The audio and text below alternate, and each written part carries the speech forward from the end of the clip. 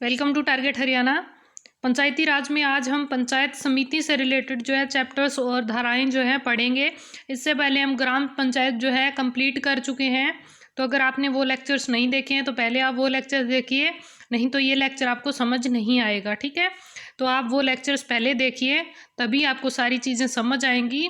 और इस टॉपिक से जो है 15 क्वेश्चंस आपको आने वाले एग्ज़ाम जो ग्राम सचिव पटवारी और कैनाल पटवारी का संयुक्त एग्ज़ाम जो होने वाला है, ये कॉमन एग्ज़ाम होगा, उसमें कम से कम 15 क्वेश्चंस आपको मिलेंगे इस टॉपिक से। ठीक है, तो पंचायती राज हरियाणा पंचायती राज अधिनियम 1994 में आज हम पंचायत समिति के बारे में पढ़ेंगे। और अगर आप चैनल पर नए हैं तो चैनल को सब्सक्राइब कर लीजिए और बराबर में जो बेल आइकन बन के आएगा उस पर क्लिक कर लीजिए, ताकि आने वाली वीडियो की नोटिफिकेशन जो है आपको टाइम पर मिले। और ये सारे लेक्चर्स आपके लिए मोस्ट इंपॉर्टेंट है, तो आप चैनल के साथ जुड़ जाइए। अगर आपको 15 नंबर जो है डायरेक्ट एग्जाम में 15 क्वेश्चंस आपको ठीक करने हैं, तो आप चैनल के साथ जुड़ जाइए। ठीक है, चलिए शुरू कर लेते हैं आज का लेक्चर। सबसे पहले अगर हम बात करें पंचायत समिति की, तो पंचायत समिति के बारे में तो धारा 55 से लेकर धारा 116 तक जो है पंचायत समिति की बात की गई है। यानी कि चैप्टर 7 से लेकर चैप्टर 12 तक कंप्लीट पंचायत समिति है। ठीक है, तो पंचायत समिति से रिलेटेड हम चैप्टर 7 से लेकर 12 तक जो है पढ़ेंगे। ठीक है, क्या क्या चीज़ें हम पढ़ेंगे इसमें। पंचायत समिति का गठन, पंचायत समिति के बिजनेस का संचालन कौन करता है, पंचायत समिति किसके नियंत्रण में काम करती है, पंचायत समिति कौन कौन से टैक्स लगा सकती है, पंचायत समिति के पास क्या क्या जो है राइट्स होते हैं, क्या क्या पावर्स होती हैं, इन सारी चीज़ों के बारे में हम डिटेल में पढ़ेंगे धाराओं के साथ साथ। ठीक है, डायरेक्ट आपको धाराएं भी पूछी जा सकती हैं, और बहुत ही सामान्य क्वेश्चन, जनरल चीज़ें जो मैं आपको बोलकर बताने वाली हूँ, समझाने वाली हूँ, वो सारी चीज़ें आप ध्यान से सुनिएगा, उनसे भी आपसे क्वेश्चन पूछे जा सकते हैं। और अगर इन सारी चीज़ों को डिटेल में आपको हैंड रिटन हिंदी में नोट्स चाहिए तो आप कमेंट करके हमें बता सकते हैं, आपको नोट्स प्रोवाइड करवाए जाएंगे। ठीक है, चलिए शुरू कर लेते हैं। सबसे पहले अगर हम बात करें तो पंचायत समिति में धारा 55 से धारा 116 तक की बात की गई है। चैप्टर 7 से लेकर 12 तक पंचायत समिति पढ़ी जाएगी। चैप्टर 3 से लेकर चैप्टर 6 तक ग्राम पंचायत की बात हुई थी। चैप्टर 7 से लेकर 12 तक पंचायत समिति की बात हो रही है। ठीक है, इसके आगे हम इसके बाद जब पंचायत समिति कंप्लीट हो जाएगी, इसके बाद हम जिला परिषद पढ़ेंगे। ठीक है, तो सबसे पहले अगर हम बात करें तो धारा 55 से धारा 65 तक, तो सबसे पहले आती है धारा 55। इसमें क्या है, इसमें है ब्लॉक का निर्माण, क्रिएशन ऑफ ब्लॉक। ठीक है, तो खंड का निर्माण किसमें है, खंड या ब्लॉक का निर्माण अगर आपसे पूछ लिया जाए कौन सी धारा के अंतर्गत आता है, तो धारा 55 के अंतर्गत। ठीक है, सरकार जो है जिलों को ब्लॉक में बांटती है और उन ब्लॉक का फिर नामकरण भी किया जाता है, उनके अलग अलग नाम्स भी रखे जाते हैं, और 2 ब्लॉक को मिलाकर एक बड़ा ब्लॉक भी बना सकती है सरकार, और एक बड़े ब्लॉक को बांट कर यानी विभाजित कर कर उसको 2 ब्लॉक भी बना सकती है। ठीक है, तो ये ब्लॉक जो बनाए जाते हैं, ब्लॉक या खंड बनाए जाते हैं, तो इनकी बात कहाँ हुई है, धारा 55 में। ठीक है, तो आपको चीज़ें याद कैसे रखनी है कि ब्लॉक निर्माण की बात कौन सी धारा के अंतर्गत है, धारा 55। इस तरह आपको चीज़ें याद रखनी है। ठीक है, और इनका निर्माण कौन करती है, सरकार करती है। ठीक है, चलिए आगे बढ़ते हैं। पंचायत समिति के गठन की बात है, कॉन्स्टिट्यूशन ऑफ पंचायत समिति। ये पंचायत समिति का गठन किसके अंतर्गत, धारा 56 के अंतर्गत आता है। ठीक है, जैसे कि सरकार ने ब्लॉक बना दिए, ठीक है, तो वहाँ पर चुनाव करवाए जाएंगे, तो वहाँ पर जो प्रतिनिधि चुनाव लड़ेंगे और जो जीतेंगे चुनाव में, यानी जो चुनकर आएंगे, उनसे पंचायत समिति का क्या है, गठन किया जाएगा। ठीक है, तो अगर पंचायत समिति या ब्लॉक का कोई एक क्षेत्र जो है किसी कैंट में शामिल कर दिया जाता है, ठीक है, अगर ऐसा होता है, या फिर किसी नगर पालिका में शामिल कर दिया जाता है, तो उसे पंचायत समिति से निकाल दिया जाता है। ठीक है, तो फिर जो बच गया ना, जो क्षेत्र बच जाता है, यानी कि कोई क्षेत्र जो है कैंट या फिर नगर पालिका में शामिल कर दिया गया, ठीक है, उसके अलावा जो बच गया क्षेत्र है जो उसके अंदर था, लेकिन आधा क्षेत्र कहीं और शामिल कर दिया गया, तो आधा क्षेत्र जो बच गया उससे पर जो है पंचायत समिति का गठन करवाया जाएगा। ठीक है, यानी कि पंचायत समिति का गठन कैसे करवाया जाता है, जो अलग अलग ब्लॉक होते हैं वहाँ पर जो है इलेक्शंस करवाए जाते हैं, वहाँ से जो व्यक्ति चुनकर आते हैं उनसे पंचायत समिति का गठन करवाया जाता है। और पंचायत समिति के गठन की बात कहाँ की गई है, धारा 56 में। बहुत सिंपल तरीके से बताया है, आपको अच्छे से समझ आ गया होगा। अगर वीडियो अच्छी लग रही है तो प्लीज़ लाइक ज़रूर कीजिएगा और कमेंट करके ज़रूर बताएं। इतनी सारी मेहनत जो है आपके लिए की जा रही है, और अगर आप हैंड रिटन नोट्स भी बोलेंगे तो वो भी आपके लिए बनाए जाएंगे, लेकिन ज़्यादा से ज़्यादा कमेंट आएंगे तभी हैंड रिटन नोट्स जो है बनाए जाएंगे। 1 या 2 बच्चे के लिए ऐसा पॉसिबल नहीं हो पाएगा, ठीक है।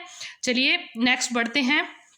पंचायत समिति की रचना की अगर हम बात करें, कंपोजिशन ऑफ पंचायत समिति, इसकी बात कहाँ की गई है, तो ये धारा 57 में। पंचायत समिति की रचना की बात कहाँ की गई है, धारा 57 में। सीधे तौर पर जो चुने गए सदस्य होते हैं, ठीक है, वो कम से कम जो है 10 हो सकते हैं और कम ज़्यादा से ज़्यादा 30 हो सकते हैं, ठीक है। तो पंचायत समिति में जितने सदस्य होते हैं, एमएलएज होते हैं या फिर चेयरमैन और वाइस चेयरमैन होते हैं, वो सारे सदस्य मिलकर इसकी रचना करते हैं, ठीक है। वो सारे सदस्यों की जो समिति होती है उसे ही हम पंचायत समिति बोलते हैं, ठीक है। तो पंचायत समिति की रचना की बात करें तो कहाँ पे है, धारा 57 में, ठीक है। कम से कम जो है 10 सदस्य हो सकते हैं, ज़्यादा से ज़्यादा 30 हो सकते हैं। और एक जो है एमएलए होता है वो भी पंचायत समिति का सदस्य होता है, और उसे क्या है, एक्स ऑफिस मेंबर कहा जाता है, ठीक है। क्योंकि वो एक्स ऑफिस मेंबर का मतलब होता है कि जो पहले से ही किसी पद पर नियुक्त है और उसे एक और पद जो है दे दिया जाए, ठीक है, तो उसे एक्स ऑफिस मेंबर बोलते हैं। तो वो एमएलए पहले से ही बना हुआ है, ठीक है, फिर वो पंचायत समिति का भी मेंबर है, ठीक है। तो इसीलिए उसे पंचायत समिति का एक्स ऑफिस मेंबर कहा जाता है, ठीक है।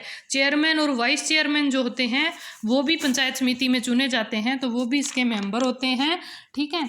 लेकिन जब पंचायत समिति में चेयरमैन और वाइस चेयरमैन को चुना जाता है तो जो वोटिंग होती है पंचायत समिति के मेंबर्स की, उनमें जो ये एक्स ऑफिस मेंबर यानी कि जो एमएलए होता है उसे जो है वोट देने का अधिकार इसमें नहीं होता है। वो इसे हटा भी नहीं सकता, वो चेयरमैन या वाइस चेयरमैन के हटाने में भी वोट नहीं दे सकता है और बनाने में भी वोट नहीं दे सकता है, लेकिन फिर भी वो पंचायत समिति का मेंबर होता है। तो ये चीज़ आपके लिए इंपॉर्टेंट है, ऐसे क्वेश्चंस आपको डायरेक्ट एग्जाम में पूछे जा सकते हैं, ठीक है। तो आपको चीज़ समझ आ गई होगी। पंचायत समिति की रचना की बात कहाँ की गई है, धारा 57 में की गई है। इसके बाद हम आगे बढ़ते हैं। पंचायत समिति के चुने गए सदस्यों की संख्या, number of persons to be elected in panchayat samiti. तो पंचायत समिति में कितने सदस्यों को चुना जाएगा, उनकी संख्या कितनी होगी, इसके बारे में कहाँ बात की गई है, धारा 58 में की गई है, ठीक है। पंचायत समिति में सदस्यों की संख्या कम से कम, जैसे मैंने आपको बताया, 10 हो सकती है और ज़्यादा से ज़्यादा जो है 30 हो सकती है, ठीक है। ब्लॉक जो होते हैं उनको वार्डों में बांटा जाता है और हर वार्ड से एक व्यक्ति को चुना जाता है, ठीक है, एक सदस्य को चुना जाता है। तो कम से कम 10 हो सकते हैं और ज़्यादा से ज़्यादा कितने हो सकते हैं, 30 हो सकते हैं।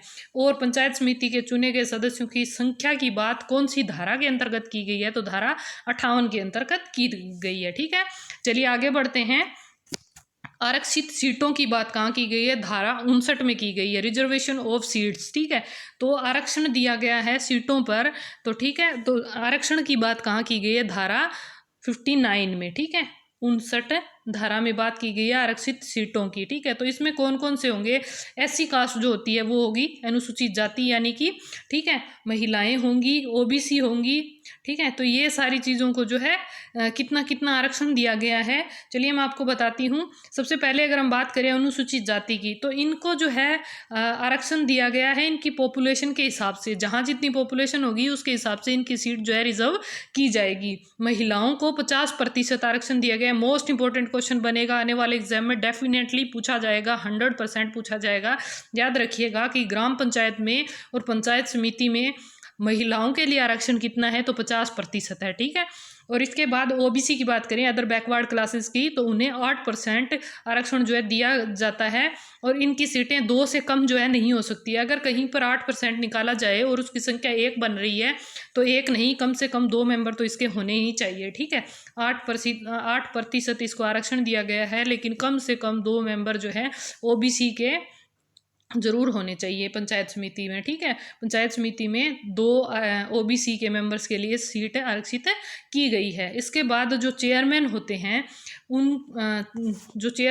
एससी कैटेगरी के चेयरमैन होते हैं, उनको जो है पॉपुलेशन के हिसाब से आरक्षण दिया जाता है, ठीक है। अगर पूरे हरियाणा में मान लीजिए एससी जो है सिर्फ 10% लोग हैं, ठीक है, तो 10% जो है हरियाणा में चेयरमैन जो बनाए जाएंगे एससी कैटेगरी के 10% लोग जो हैं पंचायत समिति में चेयरमैन होंगे, ठीक है।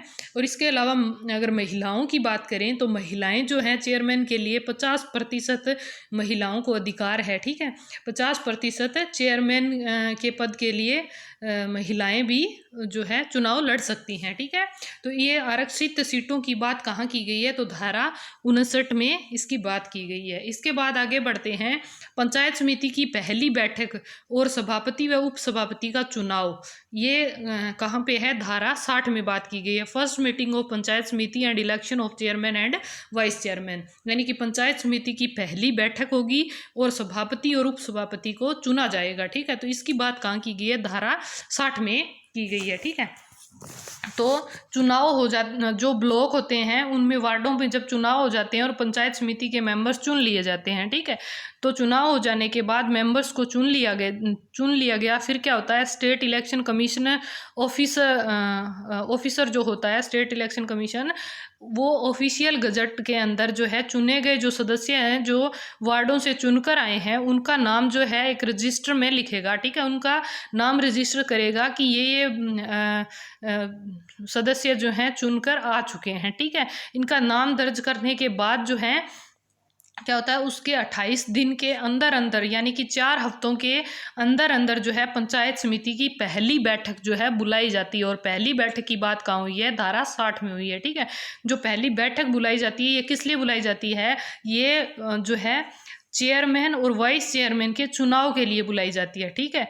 तो इस मीटिंग में वार्डों से चुनकर आए जो मेंबर्स होते हैं वो सभापति और उप सभापति का चुनाव करते हैं, ठीक है। यानी कि वो जो पंचायत समिति के मेंबर्स जो चुने गए थे उन्हीं में से ही चेयरमैन और वाइस चेयरमैन चुने जाते हैं। और जो एक्स ऑफिस मेंबर मैंने आपको बताया था, जो एमएलए होता है वो इसमें वोट नहीं कर सकता है, लेकिन वो इस मीटिंग में शामिल होगा, ठीक है। मीटिंग में शामिल होगा लेकिन वो इसके लिए वोट्स नहीं कर सकता है, ठीक है। तो ये बात आपको याद रखनी है। चलिए आगे बढ़ते हैं। आगे है सभापति व उप सभापति के कार्य व शक्तियाँ, power and functions of chairman and vice chairman, यानी धारा 61 के अंदर आती है। चेयरमैन और वाइस चेयरमैन की पावर्स कौन सी धारा के अंतर्गत आती है, तो धारा 61 के अंदर आती है, ठीक है। चेयरमैन के पास जो है कोई भी मीटिंग बुलाने का अधिकार किसके पास होता है, चेयरमैन के पास होता है, ठीक है। और पंचायत समिति के जितने भी रिकॉर्ड होते हैं उन सब की जिम्मेदारी कौन रखता है, चेयरमैन रखता है। अगर चेयरमैन नहीं होता है तो वॉइस चेयरमैन रखता है, और अगर वॉइस चेयरमैन भी नहीं होता है तो उस पंचायत समिति में मेजॉरिटी से एक मेंबर को चुना जाएगा और वो मेंबर जो है इन सब चीज़ों की देख रेख करेगा, ठीक है। पंचायत समिति की सारी शक्तियां और सारी कर्तव्य जो है चेयरमैन निभाता है, ठीक है। तो ये बात आपको याद रखनी है। और सभी प्रशासनिक कार्य और वित्तीय कार्य जितने भी होते हैं वो सारे भी चेयरमैन करता है, ठीक है। इसके बाद अगर हम बात करें तो बीडीपीओ जो है चेयरमैन के नियंत्रण में काम करता है, ठीक है। ये बात भी आपको याद रखनी है। तो सभापति व उप सभापति के कार्यों की बात हो गई धारा 61 के तहत, ठीक है। इसके बाद बात करें सभापति व उप सभापति का कार्यकाल, धारा 62 के अंतर्गत, यानी कि time period of chairman and vice chairman. तो इसका कार्यकाल कितना होता है, 5 साल के लिए। आपको पता ही होगा हर 5 साल बाद इलेक्शंस होते हैं, तो 5 साल का कार्यकाल होता है चेयरमैन और वाइस चेयरमैन का, ठीक है। अगर चेयरमैन को हटाना चाहते हैं तो जिन सदस्यों ने जो सदस्य इसे चुनकर लाए थे, ठीक है, अगर वो चेयरमैन ढंग से काम नहीं कर रहा है या फिर उनको लगता है कि हमने सही चेयरमैन नहीं चुना है तो वो उसे हटा सकते हैं। कैसे हटाएंगे, ठीक है। तो अविश्वास प्रस्ताव लाया जा सकता है उसके खिलाफ, ठीक है। धारा 62A के तहत जो है ये संशोधन किया गया है, एक धारा और ऐड की गई है संशोधन के दौरान, धारा 62A में राइट टू रिकॉल, ठीक है। तो ये क्या है, इसके तहत चेयरमैन को हटाया जा सकता है, यानी कि 50% वोटर्स या 1/2 वोटर्स लिखित में देंगे कि हमें ये चेयरमैन जो है नहीं चाहिए, ठीक है। इसके खिलाफ विश्वास प्रस्ताव 1 साल बाद लाया जा सकता है। जैसे आज जो है चेयरमैन बनाया गया तो ठीक 1 साल बाद जो है अगर वो ढंग से काम नहीं करता है और उसके खिलाफ जो है 1 साल बाद अविश्वास प्रस्ताव लाया जा सकता है। उसके बाद जो प्रेस्क्राइब्ड अथॉरिटी होती है जिसको वो रिपोर्ट सौंपी जाएगी, ठीक है, तो वो क्या करेगा, सीक्रेट बैलेट से चुनाव करवाएगा। अगर उस चुनाव में 2/3 लोग जो हैं, 2/3 मेंबर जो हैं उसके खिलाफ वोट डालते हैं, चेयरमैन के खिलाफ वोट डालते हैं, तो उसे हटा दिया जाता है। लेकिन अगर ऐसा नहीं होता है तो उसे नहीं हटाया जाता है। वही सेम जो हमने सरपंच के टाइम पे पढ़ा था वैसे ही होगा। अगर उसे नहीं हटाया जाता है, अगर उसके खिलाफ इतने वोट्स नहीं आते हैं तो उसे नहीं हटाया जाता है। लेकिन अगर दोबारा अविश्वास प्रस्ताव लाना हो तो फिर हमें 1 साल फिर वेट करना पड़ेगा और 1 साल बाद ही हम राइट टू रिकॉल के तहत अविश्वास प्रस्ताव ला सकते हैं, ठीक है। और जो मेंबर्स होते हैं वो 2/3 मेंबर्स या 66.66% लोग इसके खिलाफ मिलकर चेयरमैन को हटा सकते हैं, खिलाफ वोट डालकर इसे हटा सकते हैं जिन मेंबर्स ने इन्हें चुना था, ठीक है। इसके बाद आगे बढ़ते हैं हम। ये धारा 62A मोस्ट इंपॉर्टेंट है और धारा 62 भी मोस्ट इंपॉर्टेंट है, तो आप ध्यान रखिएगा। सभापति की अनुपस्थिति या फिर leave of the absence of chairman. अगर ऐसा होता है कि चेयरमैन जो है अगर पंचायत समिति को बिना बताए लगातार 4 मीटिंग में अब्सेंट रह जाता है, ठीक है, वो मीटिंग्स में आ ही नहीं रहा है, ठीक है, तो उसके पद को खाली मान लिया जाता है, ठीक है। उस पर जो है इंक्वायरी बैठाई जाती है और उसे 15 दिन के अंदर नोटिस भेजा जाता है कि उसे अपनी एब्सेंस का कारण देना होगा। अगर वो कारण जो है वाजिब नहीं देता है तो उसे पद से हटा दिया जाता है, ठीक है। तो ये कहाँ पे बात की गई है, ये की गई है धारा 63 में, ठीक है। सभापति के अनुपस्थिति की बात कहाँ है, धारा 63 में है, ठीक है। इसके बाद अगर हम बात करें सभापति व उप सभापति का निलंबन यानी उन्हें सस्पेंड करना, ठीक है, उन्हें सस्पेंड करने का अधिकार किसके पास होता है, ठीक है। तो जो चेयरमैन और वाइस चेयरमैन होता है उसे सस्पेंड करने का अधिकार होता है सरकार के पास, ठीक है। इन्हें सस्पेंड करने का अधिकार सरकार के पास होता है। अगर चेयरमैन या वाइस चेयरमैन पर कोई क्रिमिनल केस है या कोई और तरह का केस चल रहा है या कोई इंक्वायरी चल रही है तो उसे लंबे समय तक हटाया जा सकता है, उसे पद से हटाया जा सकता है, सस्पेंड कर दिया जाता है, परमानेंटली भी उसे हटाया जा सकता है, ठीक है। तो इसकी बात कहाँ की गई, सस्पेंशन की बात चेयरमैन और वाइस चेयरमैन के सस्पेंशन की बात की गई धारा 64 के अंतर्गत। और आगे बात करें पंचायत समिति की कार्यकारी शक्तियाँ, एग्जीक्यूटिव ऑफ पंचायत समिति, ठीक है। तो इनकी शक्तियों की बात कहाँ की गई है, धारा 65 में की गई है, ठीक है। और इसकी कार्यकारी शक्तियाँ जो हैं कौन कौन सी होती हैं, बीडीपी होता है, पंचायत समिति का कार्यकारी अधिकारी जो है वो होता है इसमें, और चेयरमैन होता है, उपसभापति होता है, एग्जीक्यूटिव ऑफिसर होता है और एक्स ऑफिस मेंबर होता है। ये सारी जो है इसकी कार्यकारी शक्तियाँ होती हैं, ठीक है। तो आज हमने चैप्टर 7 पढ़ लिया है, धारा 55 से धारा 65 तक हमारी आज कंप्लीट हो जाती है। इसके बाद हम नेक्स्ट लेक्चर में चैप्टर 8 पढ़ेंगे पंचायत समिति से रिलेटेड धारा 66 से धारा 72 तक, ठीक है। तो ये वीडियो अगर आपको अच्छे से समझ आई तो आप प्लीज़ वीडियो को लाइक ज़रूर कीजिएगा और कमेंट करके मुझे ज़रूर बताएं। और आपको नोट्स चाहिए तो उसके लिए भी आप कमेंट ज़रूर करें। और अगर आपने चैनल को सब्सक्राइब नहीं किया है तो अभी सब्सक्राइब कर लीजिए, आने वाली वीडियो की नोटिफिकेशन जो आपको टाइम पर मिले।